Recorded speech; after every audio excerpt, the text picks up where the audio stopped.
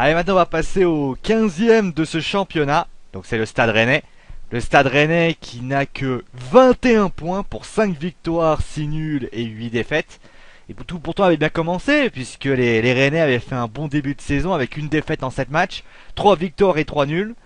Et malheureusement ça s'est très vite gâté puisque de cette 8e journée jusqu'à la trêve, ils n'auront réussi 2 victoires, 3 nuls et 7 défaites.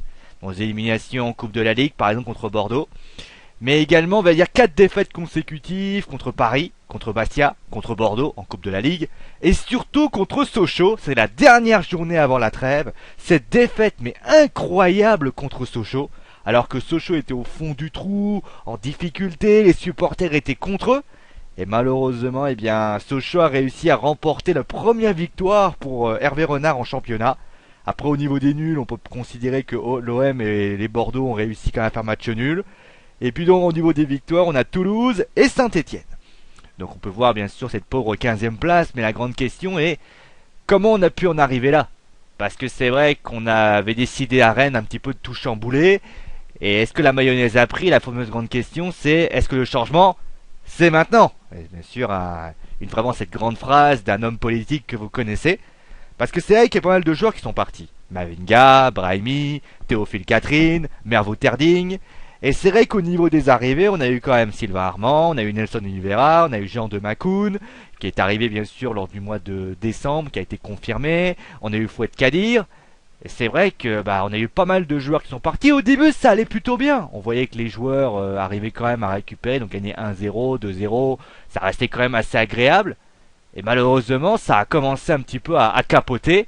Les joueurs ont commencé à ne pas pouvoir. C'est-à-dire le jeu rennais est pauvre comme c'est pas possible. Alors est-ce que c'est le responsable? Ce sont les joueurs. A priori oui, parce que c'est eux qui sont sur le terrain. Mais aussi, il y a un coach derrière. Et ce coach, c'est Philippe Montagné, qui, je voulais citer, un bilan assez inquiétant. Une 15e place de ce championnat, qui avec donc 21 points. Et qui quand même venait avec un passé assez glorieux quand même, avec donc une Real Sociedad. On rappelle qu'il a été entraîneur de la Real Sociedad, qui joue désormais la Ligue des Champions. Il est venu avec un projet de jeu, quand même, ça c'est très important. Il a réussi quand même à créer un jeu du côté de la Real Sociedad. Et on pensait réellement, en tout cas moi je pensais réellement, qu'il allait réussir à faire de ce qu'a fait la Real, pouvoir faire la même chose à Rennes, parce que la Real Sociedad et le Stade Rennais, ils ont un petit peu les mêmes ingrédients pour pouvoir justement les faire devenir un très grand club. Et finalement, ce n'est même pas le cas parce que, bon, admettons qu'il y a on arrive, on a des problèmes pour un petit peu se situer, c'est pas trop, pour des problèmes d'adaptation, ça peut se comprendre. Moi, ce qui me gêne, c'est que ça fait déjà 4 mois, plus la préparation d'avant-saison, et j'ai l'impression que c'est toujours pareil. Les duels, les Rennais n'y sont pas. On a vu par exemple le but de Thiago Motta. Il n'y a aucun joueur au pressing sur ce joueur. Alors que Thiago Motta, tu sais qu'il est capable de marquer des buts à n'importe quel moment. Du côté de Sochaux, il y a un problème de marquage. Il y a des problèmes de duel. Les passes sont, on va dire, catastrophiques. Elles sont pas réussies. Il y a au niveau des dribbles, c'est pas bon. Donc à un moment donné, je veux bien que ce soit les joueurs qui sont des problèmes de confiance, qui sont pas très bien. Mais à un moment donné, le coach est responsable de ce qui s'est passé. Et qui plus est, parce que moi, je veux bien qu'il soit, on va dire, un entraîneur qui soit en panne de confiance, qui peut être aussi justifié. Ce que je n'accepte pas de la part de Philippe Montagné, c'est ce qu'il a fait vis-à-vis de Frédéric Antonetti. On a pu voir ce qui s'est passé lors de la dernière conférence de presse, où il a un petit peu égratigné Frédéric Antonetti. Je suis désolé, Frédéric Antonetti avait un effectif qui était pas supérieur, mais qui n'était pas inférieur non plus. Et finalement, il avait réussi à être 5e, 10e. Il arrivait quand même à faire une saison intéressante. Et le problème, c'est que critiquer Frédéric Antonetti, moi je trouve que c'est un manque de respect. Parce que j'estime que Philippe Montagné ne fait pas du tout mieux, faut même très pire.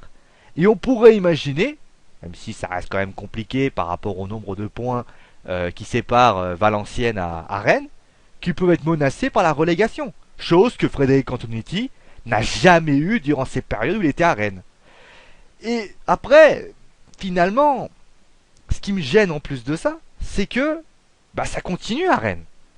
On le voit, c'est ce qu'on appelle le syndrome rennais.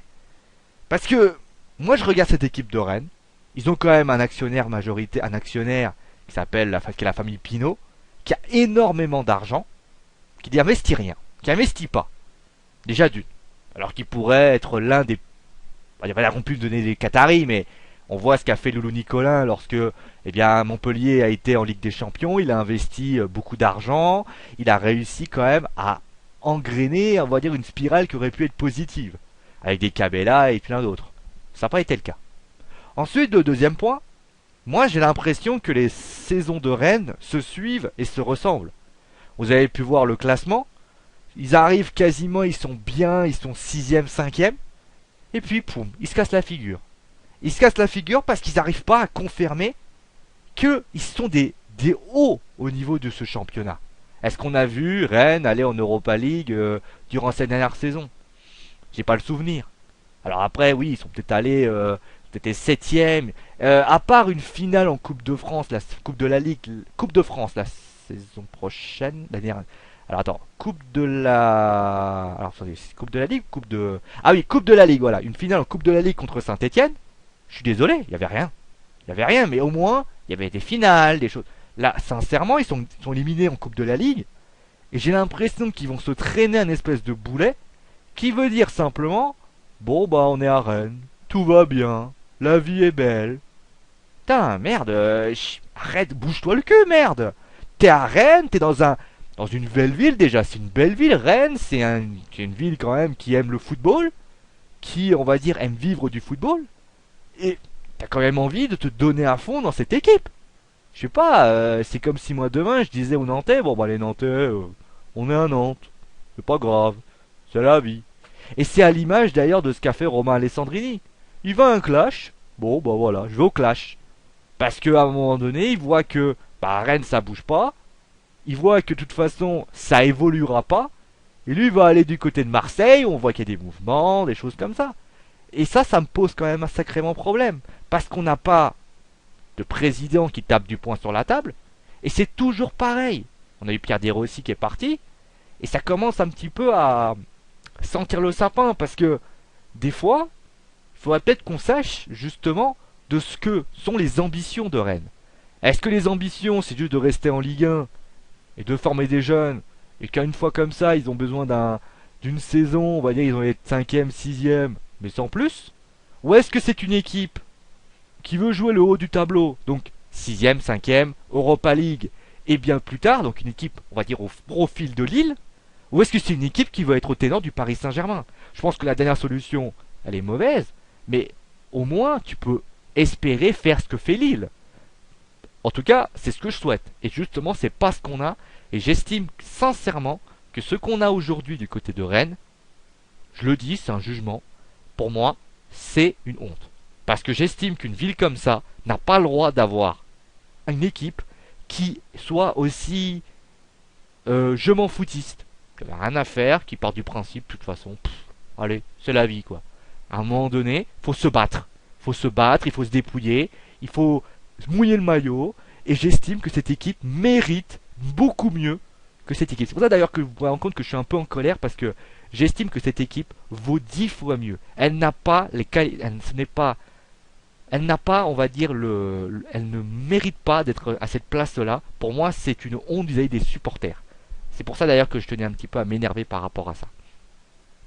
Allez, maintenant on va passer aux joueurs. On va quand même essayer de trouver des joueurs qui sont, on va dire, importants. Bon, la star, ça reste Romain Alessandrini. Faut quand même reconnaître que quand il était pas là, on a senti qu'il était pas là. Quand il est là, il est présent. Il a marqué quand même 4 buts dans ce championnat.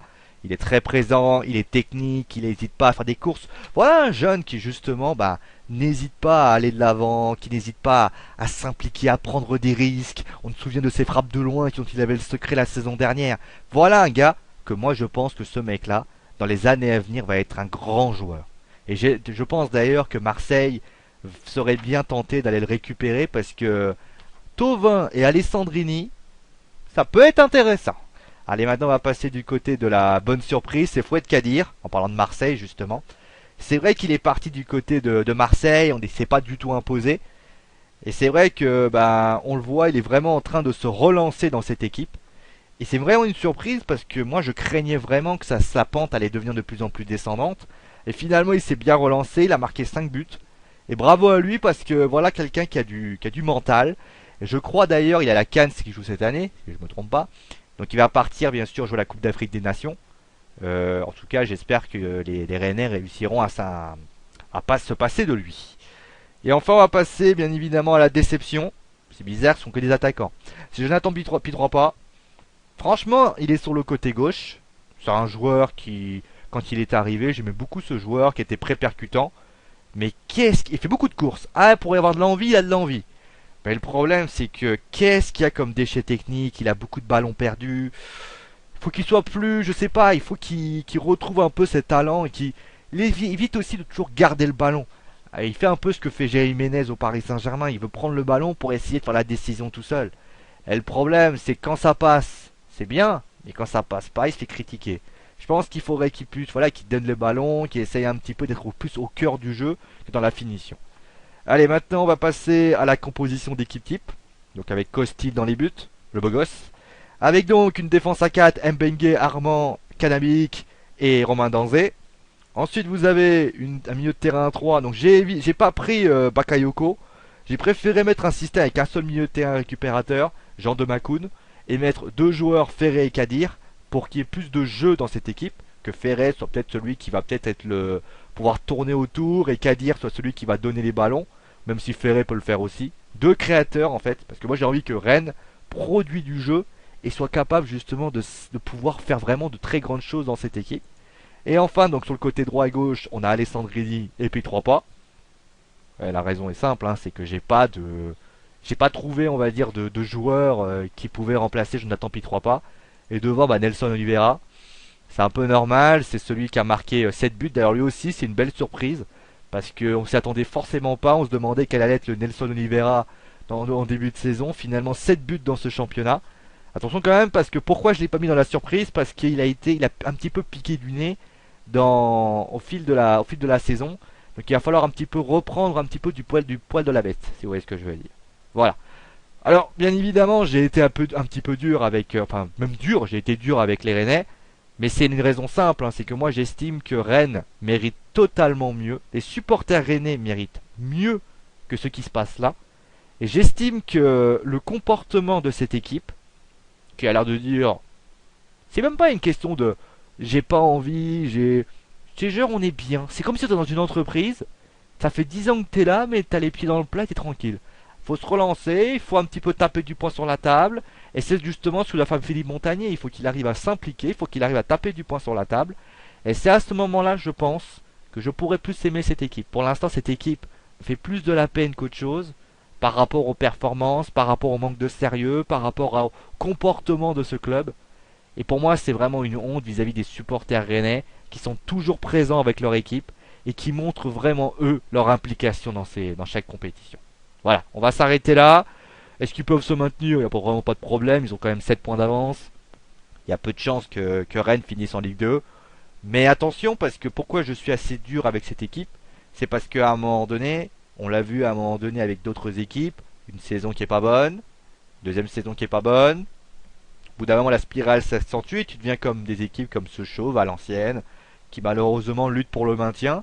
Et le jour où tu finis en Ligue 2, eh ben, tu finis par comprendre quelles sont tes erreurs. Et justement, une équipe comme Rennes n'a pas le droit d'être en Ligue 2 vis-à-vis des moyens financiers, vis-à-vis de ce qu'ils ont déjà fait dans les saisons précédentes, et vis-à-vis aussi du qualité du groupe. Parce qu'un gars comme Romain Alessandrini, comme Fouet Kadir ou plein d'autres, ont du talent, et j'espère sincèrement que les dirigeants rennais vont investir sur d'autres joueurs, mais des joueurs de talent, et pas des joueurs par-ci par-là, juste pour renforcer une équipe qui a pas besoin renforcer une équipe, pas juste prendre des joueurs pour prendre des joueurs, parce que c'est ça, et vendre des joueurs importants comme Julien Ferret, parce que bah on a envie d'évacuer l'épisode de Frédéric Antonetti. Voilà pourquoi.